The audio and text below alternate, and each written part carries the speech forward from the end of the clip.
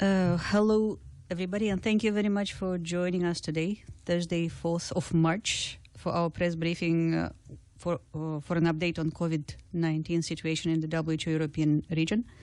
My name is Luba Negro. I'm part of the WHO Europe's communication team and will help with today's briefing moderation. Let me briefly introduce our panel.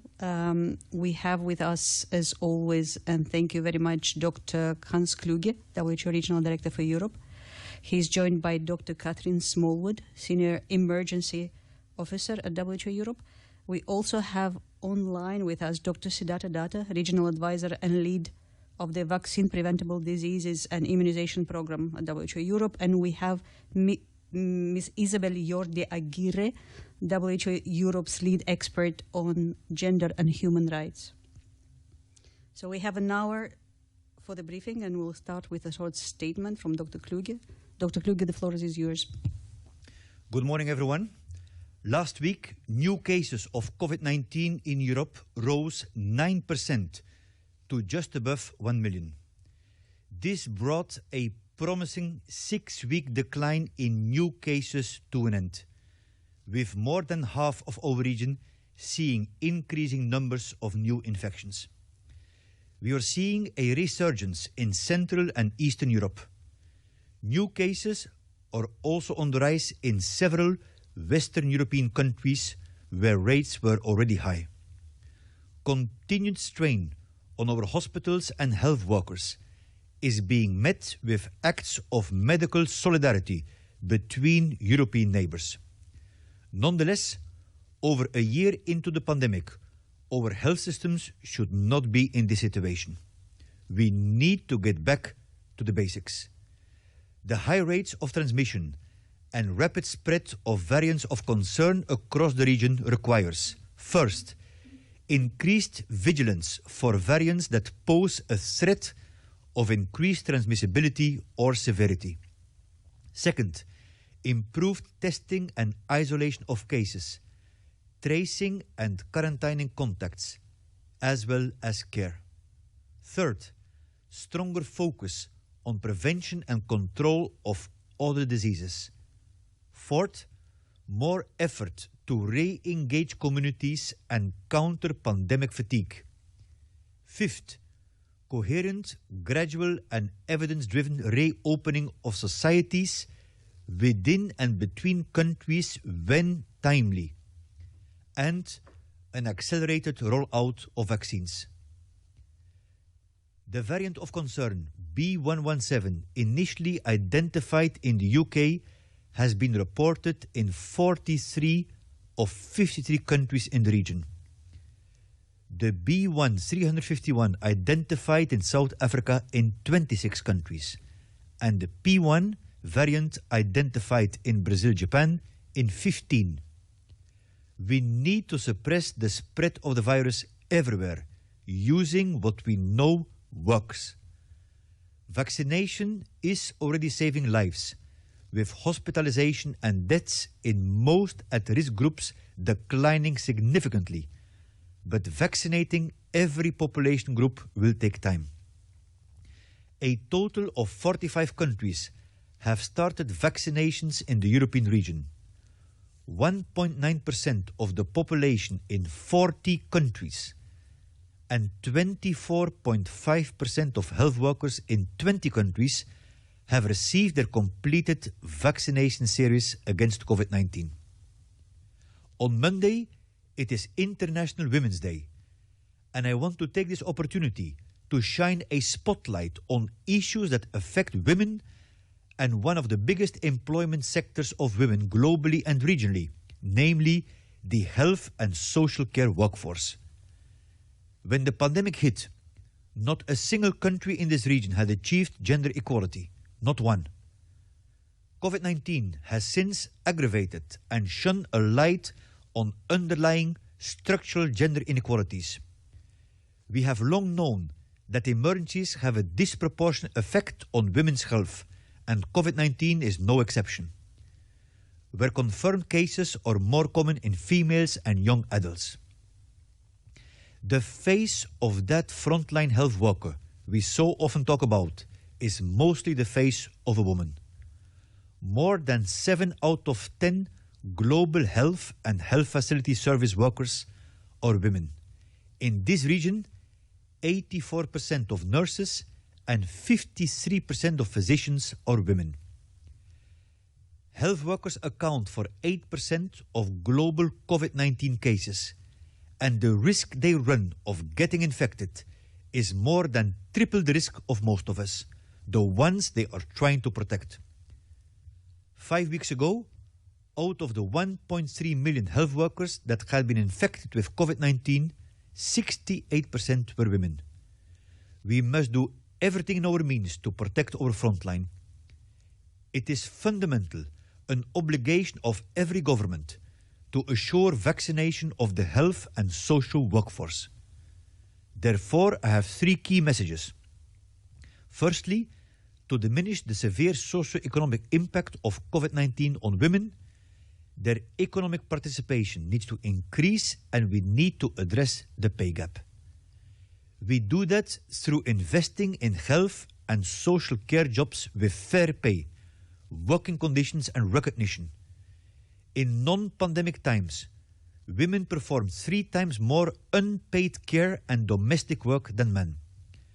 Containment measures have exacerbated that imbalance, school closures being a case in point.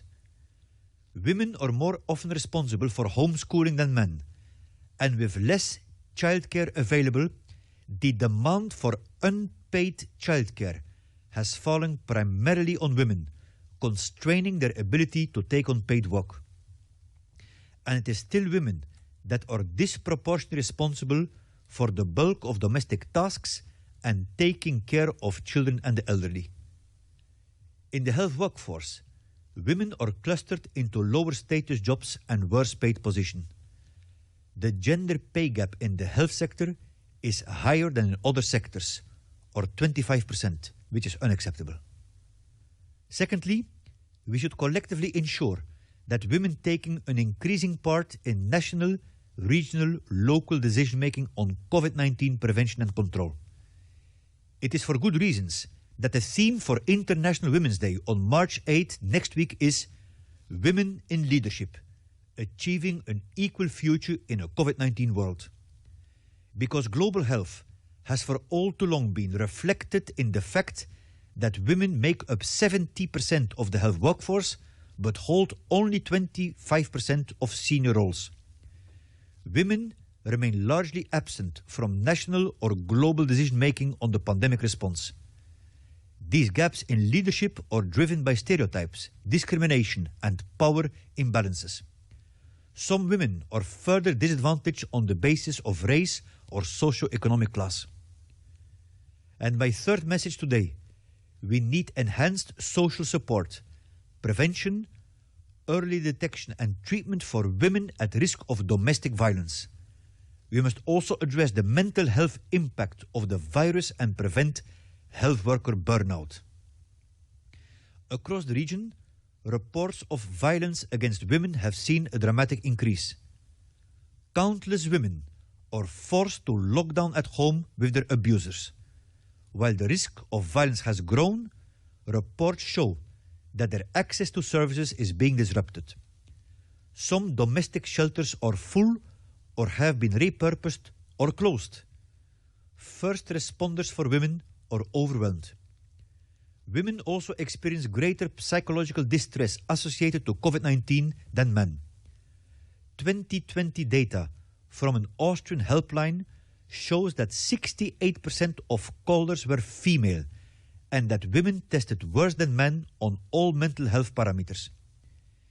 If you are a health professional, you are at a great risk of acquiring trauma, stress-related disorders, and depression. Studies show that between 20 to 70% of the health workforce is struggling with mental health issues. The greatest concerns are fear of becoming infected with the virus and of the unknown. The financial resources and operational capacity of support services need to be there also and especially during lockdowns. None of this can be ignored, and all of this can be changed. Because when systems are shaking to their core, There is an opportunity for rethinking and building better societies, and we owe it ourselves to grasp it. This is not only about rectifying long-standing gender inequalities.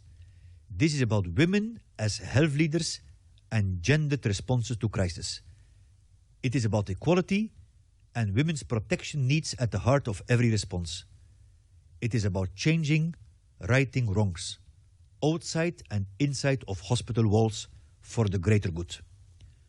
Global health should be led and delivered by us all. I wish you a happy International Women's Day on Monday. Thank you. Thank you very much, Dr. Kluge, for a very interesting statement. Dear journalists, we'll publish the text of the statement as usual on our website. It will appear in about an hour. But if you need it faster, just please drop us an email to the email addresses mentioned in the media invitation. So now we are going to the questions, and let me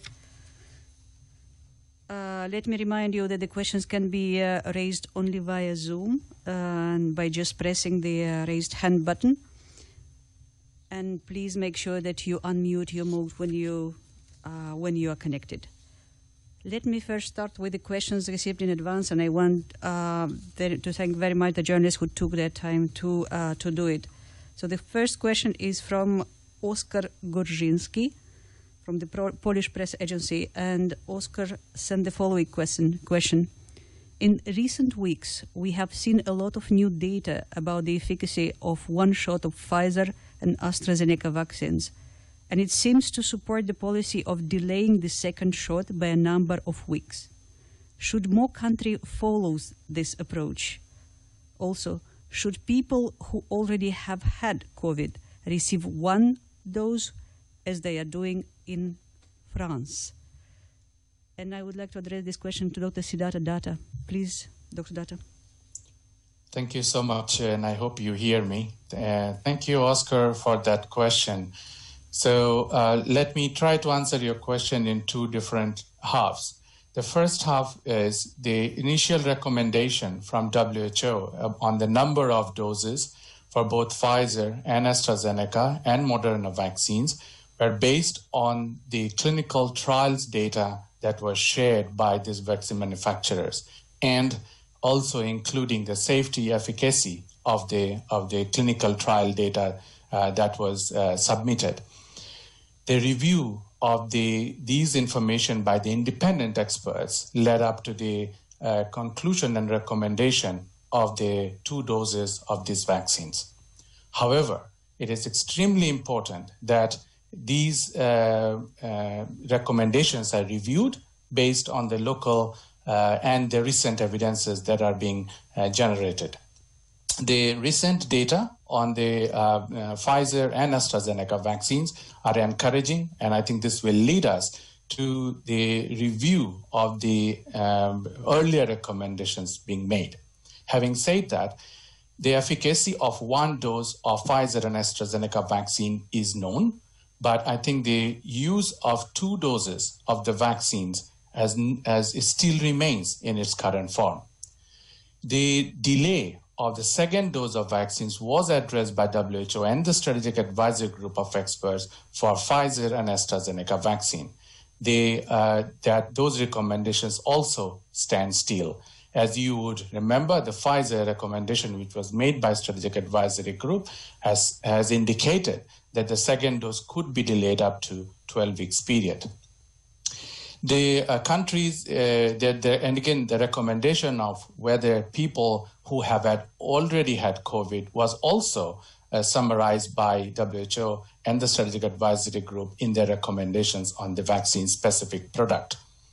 Given that there were insufficient evidence at that point of time containing to the strength and the duration of immunity following the SARS-CoV-2 infection, it was recommended by WHO and SAGE that the people who have been tested positive could be delayed the dose within 6 months of the SARS-CoV-2 infection within the context of limited vaccine volume availability, and the countries can make their decision programmatically while considering the recommendations for each of the vaccine products. Thank you.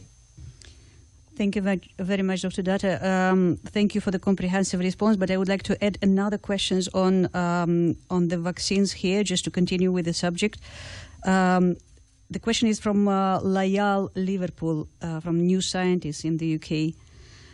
She's asking, to what extent is skepticism about the Oxford AstraZeneca COVID-19 vaccine undermining the fight against COVID-19 in the European Union, and what should be done to address this issue?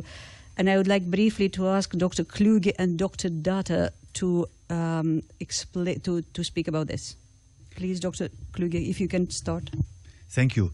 I think we definitely acknowledge that the narrative of the vaccines by times has been a little bit confusing, but this is science. It's an iterative process. So as Dr. Datta already pointed out, there are processes in place. The SAGE, so it's a WHO Global Advisory Group of independent experts which is looking at those issues. There is also the WHO Department on Pre-Qualification and Emergency Use Listing who looks at those issues. So any vaccine, independent of the origin of the country, is being looked at according to principles laid down by WHO on safety, efficacy, and quality. And I think that's something very important, because we definitely need to strengthen the trust by the people in science. Dr. Datta, can you please add if you have anything? Thank you so much. Yes, I mean, just to add on to what the regional director just mentioned, there are critical elements for any program for a rollout for immunization, as we have seen also in the past. We would consider this skepticism as people's perception and their decision-making process. This should be seen as an health-seeking behavior of the population to make an informed decision. It's extremely critical that there are the elements that we see for any vaccine rollout should also be part of the COVID-19 vaccine rollout. Instilling trust through transparent communication on any decision-making process will be critical. As also Dr. Kluge has mentioned, a robust evidence-informed decision, which WHO always adheres to, is critical that the population understand the similar informed decision process in a country. The other critical part is listening to what the recipients want or their perception. And then finally, to timely respond to the concern. I think we have seen the demand and acceptance issues in the region also for routine immunization. The measures that WHO Europe has suggested is to through a formative research, understanding what the issues are and tailor the interventions to be made in a country or also within a country, because the factors and the issues would differ. Thank you. Thank you very much, Dr. Datta. And then I see we have a block of questions from countries. And I can group them in two sections. We have Azerbaijan and Georgia, and I will start with Georgia in order of submission. Ketivan Kardava from TV Imedi Georgia sent her questions, but she will raise it herself. Ketivan, can you hear us? Yes, can you hear me? Yes, very well. Go ahead. Thank you very much. Thank you very much. Good morning, and thank you very much for taking my questions. If I may, I have 2 points. First, about vaccination. We are still waiting in Georgia to start vaccination, as every day counts and every day matters, and we are talking about lives. It's very, very important for us, of course, to receive as soon as it is possible. The main question now in Georgia, where is our vaccine? So we received COVAX allocation plan, but we don't know yet the exact dates. So what is your main message, Dr. Kluge, to Georgian people before vaccination, and when can it start? And the second point about AstraZeneca, I have a question. In Belgium, for example, AstraZeneca can be used for people aged 18 years and over without an upper age limit. And also it is recommended for pregnant women. So what is your recommendation? What can you tell us about it? Thank you very much. Thank you, Ketevan. I will turn to Dr. Data to start answering this question, and then we'll add if needed a little bit later. Dr. Data, can you please help? Yeah, thank you so much. So for the AstraZeneca vaccine, the recommendation from WHO and the SAGE, which came out, is still valid, and we would still suggest that the current evidence and the recommendation that was made by WHO for people more than 16 years of age still stands valid. However, we understand that countries would make their own programmatic decision based on their review of these evidences, and the recommendation which was made for the pregnant women, because of the high risk of the women for getting SARS-CoV-2, they are and should be included as a part of the vaccination strategy. For the other point, I would request Dr. Kluge to take it. Thank you.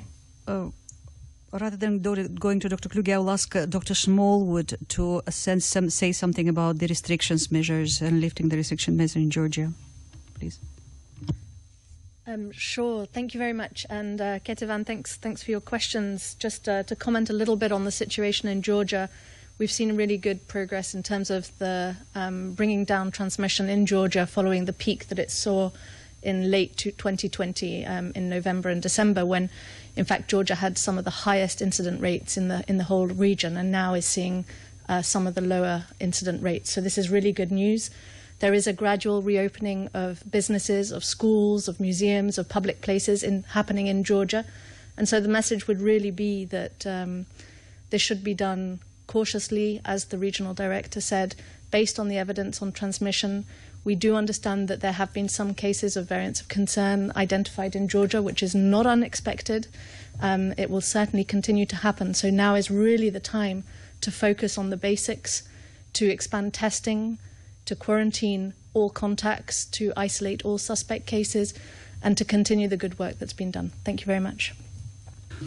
On the broader question, Ketevan, so I would like to, because you asked me my message to the people of Georgia, the message is, first and foremost, that the Minister of Health, Katerini Tigaradze, and the government have fulfilled all the obligations, because I see that there is a little bit of different messages in the press that Georgia, as a country, as a government, really lived up to all the obligations.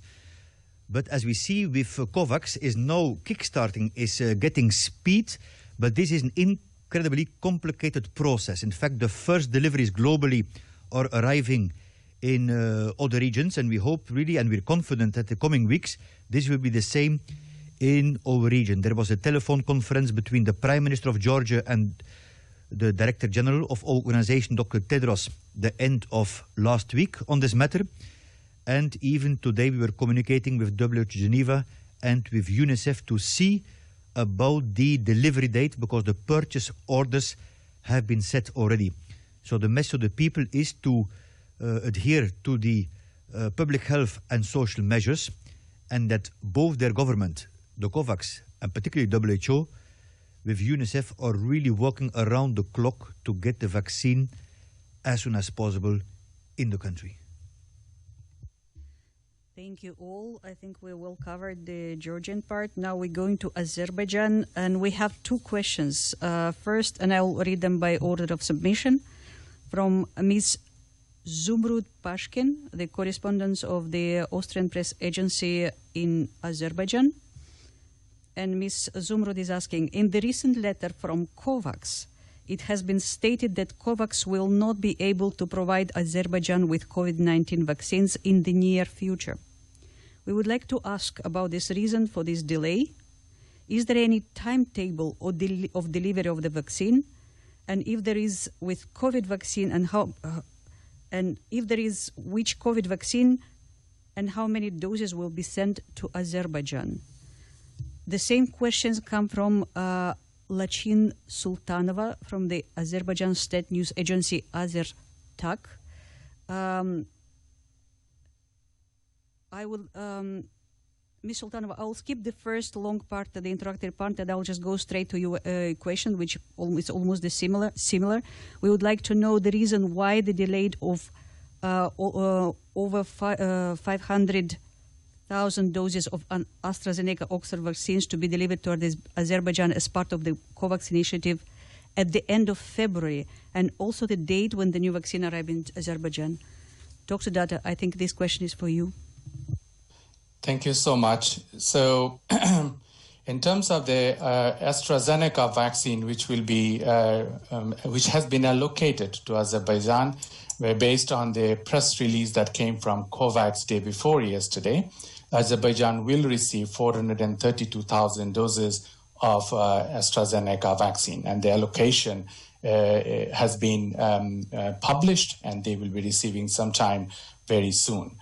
We just have to also understand here that the allocation of allocation of a vaccine and the supply of the vaccine has to fit in the context of the delivery of the vaccine using the aircrafts. That has also need to be factored in terms of the delivery date of the vaccine when it reaches the country. The other part, which is also important, is, as we have earlier mentioned, the demand for the vaccine, for which are part of the participating economies in the COVAX, and the amount of volume is not similar. So there is a process wherein there is an allocation of a particular dose of the vaccine is happening.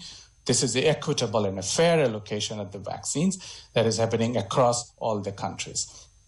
So as part of the earlier comment on why there has been a delay in the delivery of the vaccines, which is related to the Pfizer, we do understand that Azerbaijan did express their interest in terms of allocation of the Pfizer vaccine, but that was limited. However, the commitments and the requirements of Pfizer, the additional requirement that has been put together, and that did not allow the Azerbaijan to get into that list of the original 18 countries. Thank you. Thank you. And the final question submitted in advance from John Garantis inside Story Greece. Many experts suggest that behind the current health crisis, there is an ongoing epidemic of mental illness that will get much worse after the pandemic. Do you believe that European health systems are ready to deal with this crisis? Do you suggest any policies and certain measures that governments should consider in order to tackle this problem? I'm looking at Dr. Kluge. Can you please help with the answer? Yes, thank you, John. This is, frankly speaking, I would say my main concern. So we're concerned, obviously, about the pandemic fatigue by the people towards the public health measures, which we understand, but it's very, very important as we're seeing a plateauing of the cases. And the other big concern is, as you mentioned, mental health. I would call it even a parallel pandemic. That's why we have convened the technical advisory group to look at the impact of COVID-19 on mental health, and not at least for adolescents and younger people. And I understand that the question was from Greece, so I would like to congratulate here the minister, and particularly Deputy Minister, Madame Rapti, because we are now working together on a reform of the mental health services in Greece linked to the primary health care, which can be an example for all the countries in the WHO European region. What needs to be done? It's a big challenge, because we see that during lockdowns, the usual mechanisms of social support are often closed as well. So point number one is everyone to reach out to everyone. Look what happened with your neighbor in your community. And we have seen a lot of solidarities on that one. Number two, where possible, to take advantage of digital means of providing mental health services, prevention and care, but ultimately it's a collective responsibility. Thank you. Thank you, Dr. Kluge. And we are going to the questions online. Let me start with Jamie Keaton from Associated Press. Jamie, can you please connect? Thank you very much. Can you hear me? Yes, Jamie. Yes, thank you. Dr. Kluge, so nice to see you. Katie, nice to see you. Just a couple of quick questions. One is, I'd like to just drill down on the variants, if I could, a little bit. Particularly, you mentioned the number of countries that are noticing both types, both of the major types. Could you just tell us a little bit, two things? One is, how much is that driving transmission across the continent, across the region? And what are you seeing notably about under 18 people, younger people that are contracting? And then if I could just sneak in a second question, the EMA, the European Medicines Agency, has just announced a rolling review of the Sputnik V vaccine, which of course has been met with some skepticism in terms of the hasty rollout initially. Could you just give us some comment about that, about the importance of that, and possibly dispelling some of that skepticism? Thank you so much. Yes, I think these questions are almost for all our panelists. So let's start with Dr. Kluge, the first part of the question. Yes, good to have you also connected, Jamie. So on the first point, yes, increase in transmissibility, like the variant which was identified first in the UK, up to 50% more. So that's why health systems which were struggling before are even struggling more now. But there is also the good news. I was mentioning that we see, particularly from countries like UK, Israel, which are scaling up fast vaccination, that there is a decrease, particularly in the more vulnerable groups, like the elderly, that the hospitalization rates, the ICU admissions are going down. So it's really, again, we're back at a tipping point on that one, that we have to hold the fort and to be very vigilant. So are we concerned? We are very concerned, but we also have seen it's possible with the same strategy to contain the variants, and the same for vaccination strategy, that if ever the vaccine would have to be adapted, it does not necessarily mean that we have to re-engineer a whole new technology. On underbelow 18 years, I will kindly ask my colleague, Dr. Smallwood, to say some points. And then on the EMA, indeed, we believe this is a good news. You know, I have been telling this before, that the Russian Federation does have a robust and proven past of vaccine development, manufacturing, uptake. They had a major role in the fight against polio and yellow fever, among other ones. But we are always very consistent, independent of the country of origin. The same criteria go for quality, safety, and efficacy. And we desperately need, Jamie, to enlarge our portfolio of vaccines. So I see this as a very welcome development. Thank you. Dr. Smallwood, please. Thank you. Maybe, Jamie, I can expand a little bit on the variants of concern. So, as you know, in the European region, we're referring to the 3 variants of concern. B117, first identified in the United Kingdom back in December, that has clearly demonstrated higher transmissibility, has increasing understanding about potential increased severity from data that we've had from the UK, but also from Denmark. And the question is, what does that mean? This is the variant that is spreading at a widespread level across the European region, as the regional director said, in 43 countries.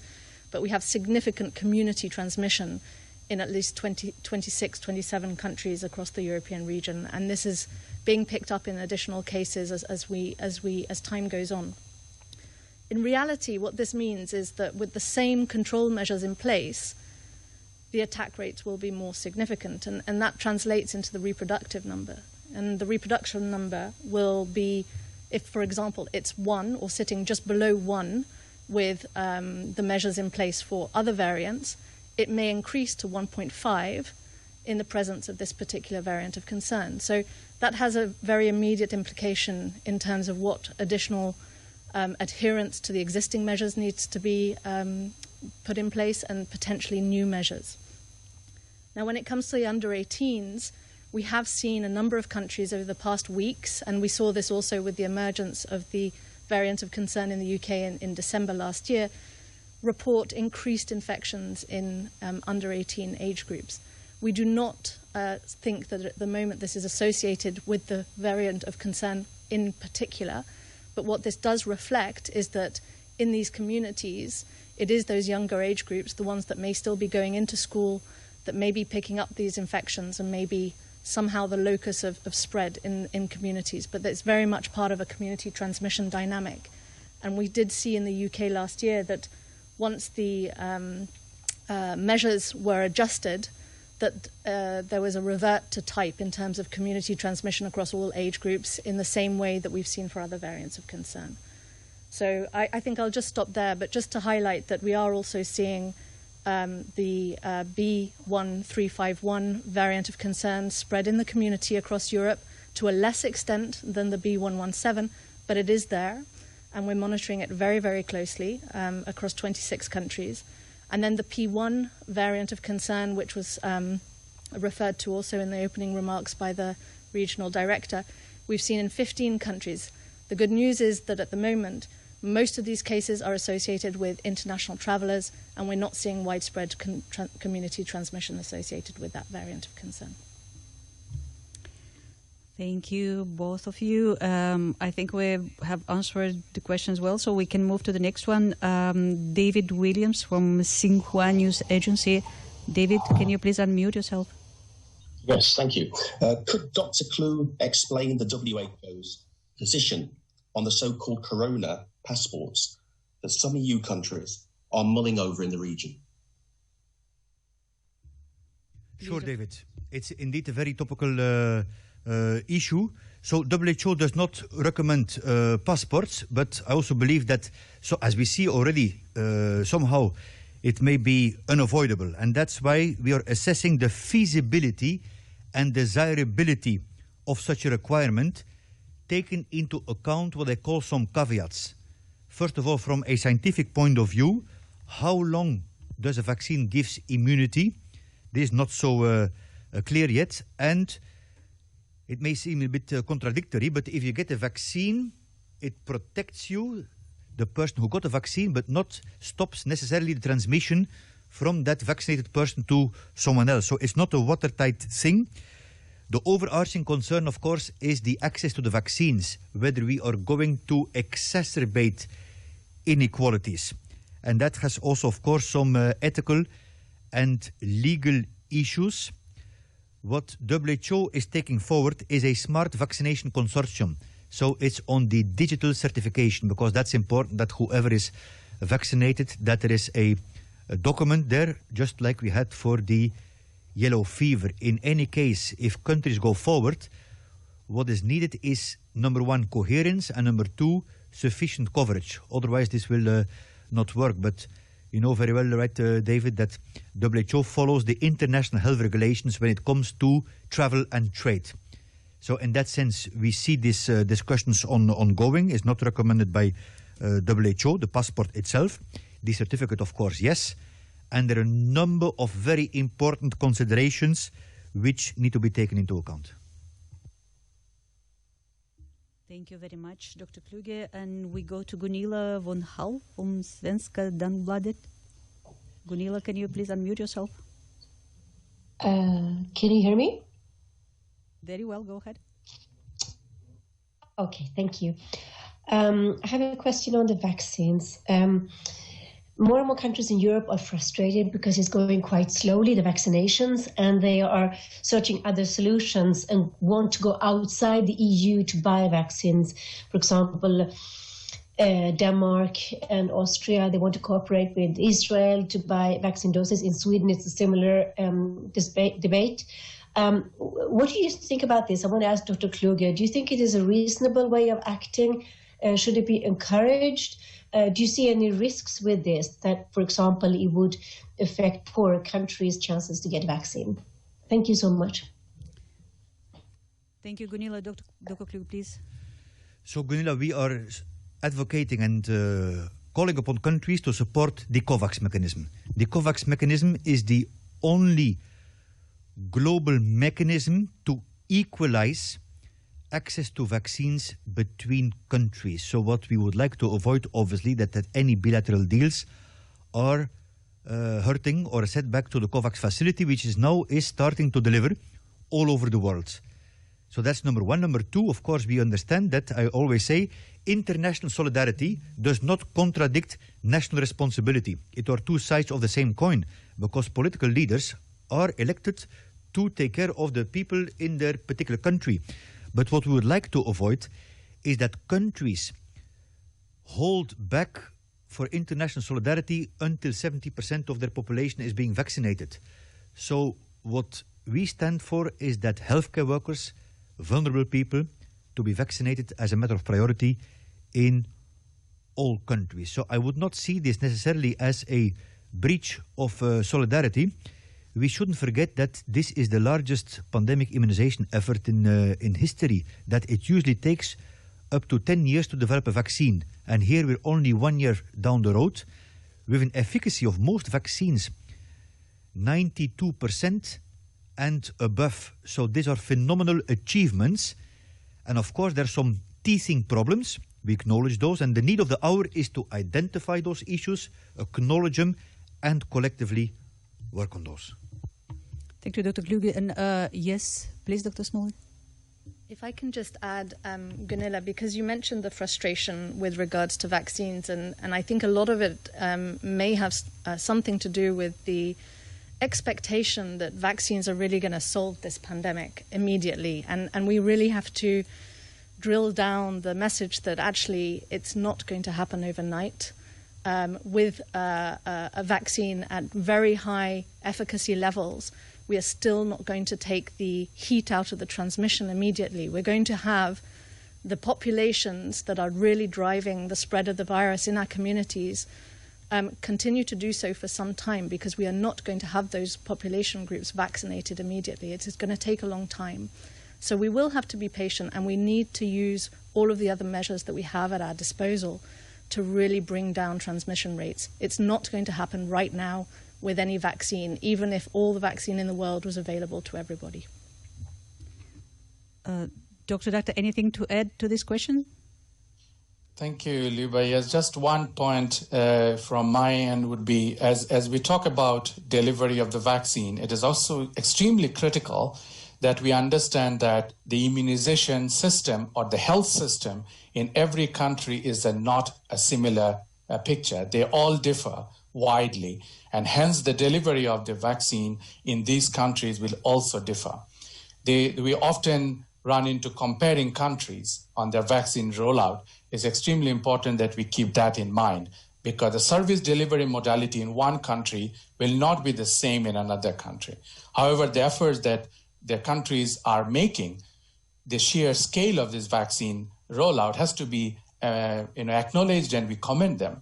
But as you have heard from the regional director say, that these early teething problems need to be identified quickly, and they have to be addressed. And there is no backturn from that, because the scale of this vaccine rollout is extremely important, but that should be done in considerations with the existing health system and immunization system characteristics of each and every country. Thank you. Thank you very much. Just a quick reminder, we have about 15 minutes to go. We have 4 questions online and 1 submitted by phone. So we'll go now to Ashwin Barshinjis from Observer Times, India. Ashwin, can you please unmute yourself? Hello. Yeah, thank you for considering my question. As it is reported that the highest mortality rate of COVID-19 disease occurred due to cytokine storm. My question is, what reports WHO Europe have for the over response of immune system called cytokine storm in COVID-19 patients? Is this considered in vaccine approval for emergency sanction around the Europe? Thank you. Thank you, Ashwin. And I'm turning to Dr. Smallwood to advise, please. Thank you, Ashwin, for the question. I will answer it pretty briefly. The cytokine storm that you're referring to is a product of the severe disease associated with COVID-19 that some patients go on to have, which is associated with the way our immune response responds to the presence of the virus in our bodies. The idea of the vaccines that are in development is that they will prevent us from developing severe disease and going on to have hospitalization and coming out with a potentially poor health outcome. Based on the effectiveness studies that we've seen coming out of European countries that are moving ahead with vaccine rollout in those population groups that are more at risk, we're seeing really positive data come in. So this looks very promising, and it looks like the vaccines that we have at our disposal will be preventing severe COVID-19 in those patient groups. Thank you. Okay, now we have Julia Chapman from Feature Story News. Julia, can you hear us? I can, thank you very much. I'm speaking to you from Hungary, which is one of a number of European countries that has circumvented EMA approval to order its own vaccines from Russia and China. This is mostly happening in the Central European area, which, as you said, Dr. Kluge, is currently one of the worst affected on the continent. Is this the right approach? Do you have faith in the country's individual regulators to make that decision, or would you prefer that they wait for the green light from the EMA? Yes, thank you, Julia. Dr. Datta, can you please help? Thank you, Julia, for your question. So the country, any country is sovereign in their own decision-making process for getting the vaccine in to provide the benefits of this vaccine to their own population. While this sovereign decision lies with the country, it's also extremely important that the national regulatory authority of any country reviews the information related to safety, efficacy, and quality of any vaccine that is being used. While this process is ongoing at the national regulatory authority of any country, WHO, along with the other stringent regulatory authorities, which is the European Medicine Agency, who is one of them, does provide this service to the countries which ascribe themselves or they rely or recognize the decision of WHO and the stringent regulatory authority.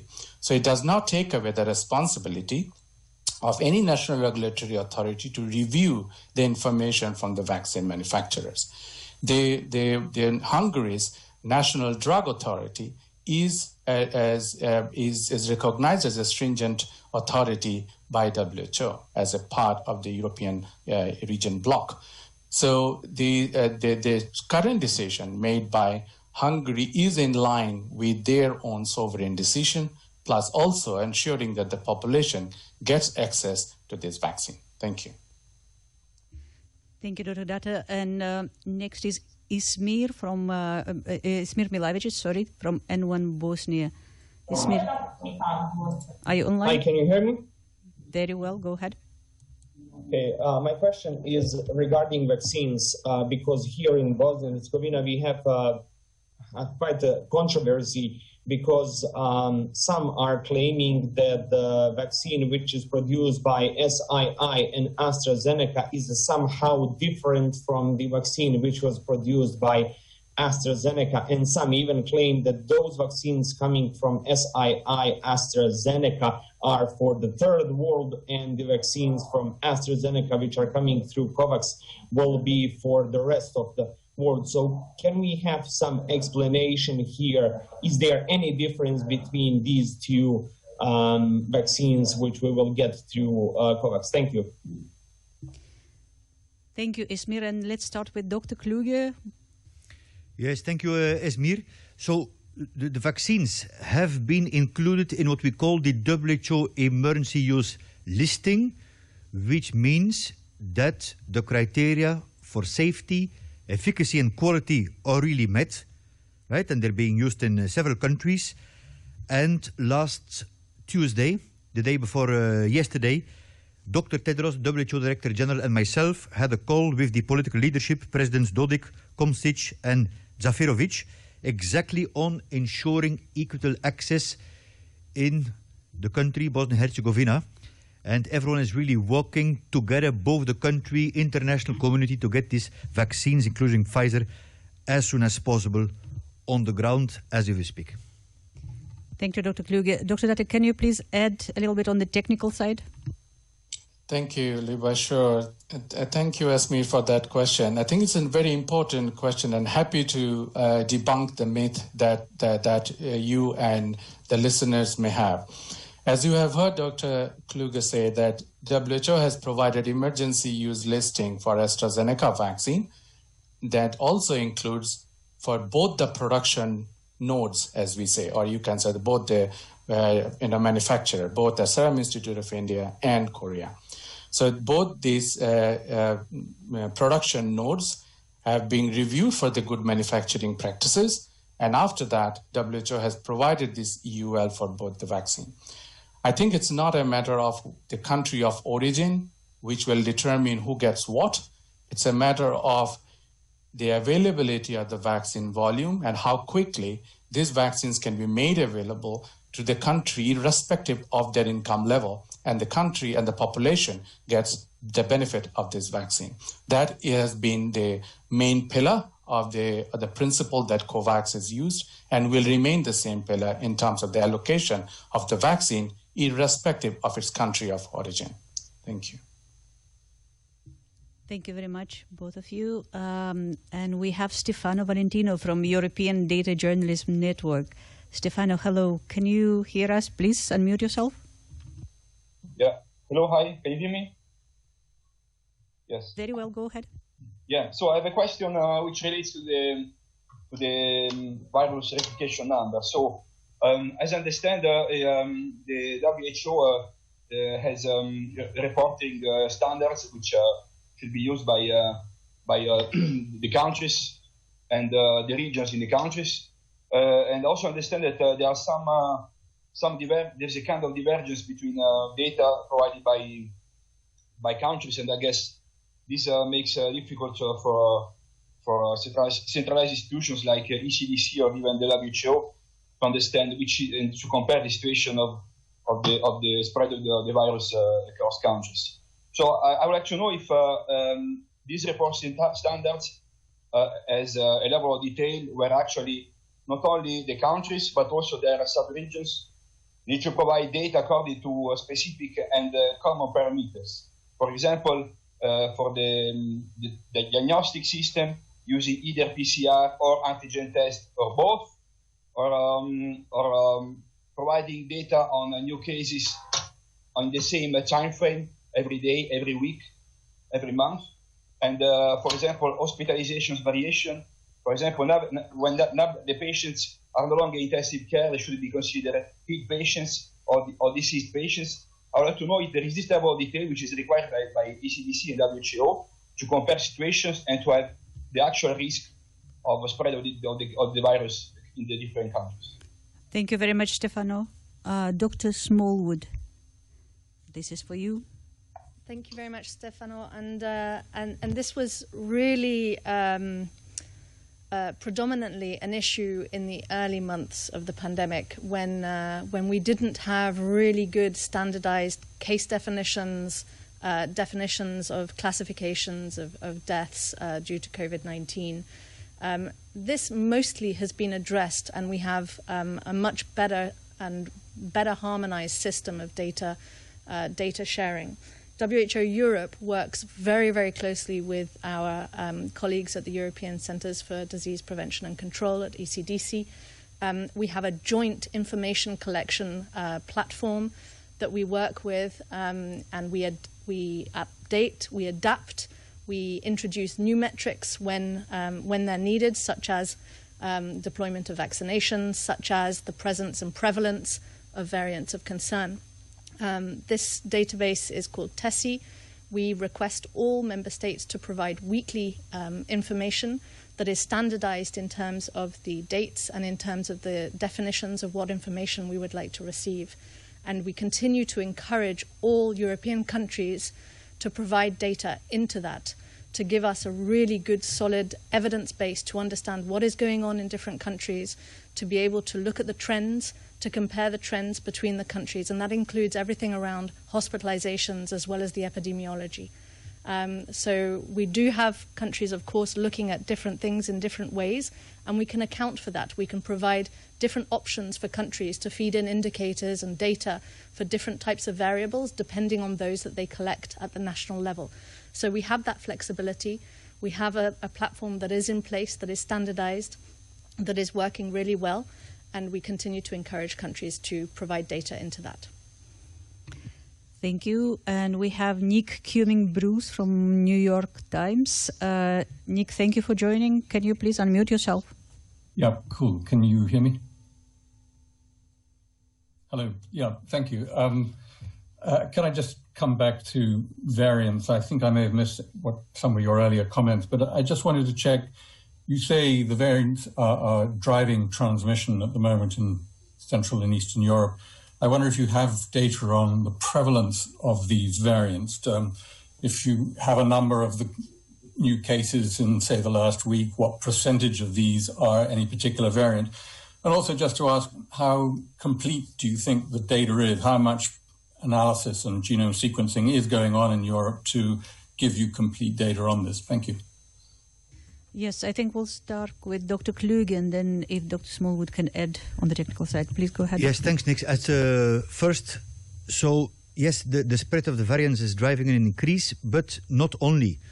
Also the opening up of societies when it is not done in a safe and controlled manner. And I think that's what Dr. Smallwood also had mentioned before is a very important element, because the good news in a number of countries is because of the public health measures, the vaccination rollout, and maybe a bit of a seasonality. So the vaccines and the variants are a very important part, but let's not forget about the public health measures. Over to you, Katie. Yeah, thank you very much, and completely agree with the regional director's comments. It's really the drivers of transmission is a combination of things across the region, including potentially the increased prevalence of the variants of concern, but not limited to that, and adherence, the relaxing of public health measures, and the continued susceptibility across our countries to the virus is certainly a major factor. When it comes to how we're monitoring the spread, particularly of B117. We have weekly meetings with countries to provide quite detailed information, both in terms of the prevalence of that virus among that particular variant among other variants, but also to exchange between countries in the European region on what they find is working, what they're concerned about, how the different competition between the various variants of concern is occurring. And this is an extremely useful way to share information between the countries. Yes, we do have prevalence information coming in, and you would have heard my response to the question before. We ask for countries to provide this data if they have it through our joint ECDC-WHO reporting, weekly reporting platform, TESI. As you know, the sequencing capacities of countries is quite variable across the region. And what we're seeing is a really strong push to increase the capacity of genetic whole genome sequencing in the European region. But luckily, we also have other tools at our disposal to pick up these variants of concern, such as adapted PCR assays that can look for specific variants of concern, and those are in increasing use as well. So we're working with countries to be able to provide access to those, to build capacity around those. And yes, we are tracking the percentage of variants of concern among all cases where we can. And what we've seen, especially in Western Europe and now in Central Europe, is that over time, the percentage of the B117 lineage continues to expand. And as it expands, its capacity to affect the shape of the epidemic curve changes. It's not to say that it's driving transmission, but it's to say that its impact on the overall epidemic curve in the country gets greater and greater. And that's coming to the forefront when those variants, particularly B117, is seen as a dominant circulating strain. And that's what we've been seeing now in several of the countries in the region. Nick, so, sorry, just to be clear then, does B117 account for the majority of new cases? In several countries, yes, such as in the UK, in Denmark. Now we're seeing the same occurring in countries like Germany, where it's approaching 50% and it will be exceeding it. So week on week, that data is changing and we're tracking that information. Thank you. Okay, can I ask you a favor? If you have, can I actually use the opportunity and the pleasure of having Isabel Jordi Aguirre at the press briefing, and I would like to conclude with the questions on women and pandemic. Isabel, we don't have a press question. It will be just asking a comment from me. It looked like it's a bad year for women. Dr. Kluge mentioned domestic violence, huge economic disparities, major inequities in access of vaccine and so on. And also the women are the first to take the burden of non-school children. What can be done in very concrete measures at the government, but also at the personal level, to help women through these difficult times? Isabel, can you please? Thank you, Liu. I think that Dr. Kluge has expressed the priorities that we can have, and I will not dwell into that, but I would like to highlight one issue that relates to the last part of the conversation, and it is the part of the data. I think that the Women's Day is on leadership, and the first step to make women part of that co-decision and leadership is making women visible. And right now, although there are efforts, and Dr. Smallwood has referred to the data that we are asking from countries, at this point in time, we do not have sex disaggregated data systematically collected on infection, on the impact, the short and long-term impact of COVID or in the vaccine. So since the time is out and many of the issues have been referred by Dr. Kluge clearly on the statement, I would like just to end up with this note for a call for the systematic collection and use of sex segregated data that's allowed to understand what it is, the differential impact of men and women, and why women may have such a bigger burden in terms of mental health or impact of the COVID-19, but also on the treatment and the vaccine. I think that it is important to make that call, particularly when the press is here, because there is also responsibility on accountability and asking for that sex disaggregated data and understanding the differential impact. So I don't want to take more time, but I think that it is important to highlight at the end of such an interesting Very session. much appreciated, Isabel. Thank you so much. And that basically concludes our today's briefing, and thank you all for joining us. And before we close, the video of this press briefing will be posted on our YouTube channel. And if you need it, it will take probably around 1.5 hours. If you need it earlier, please let us know. So have a good day and stay healthy. Goodbye.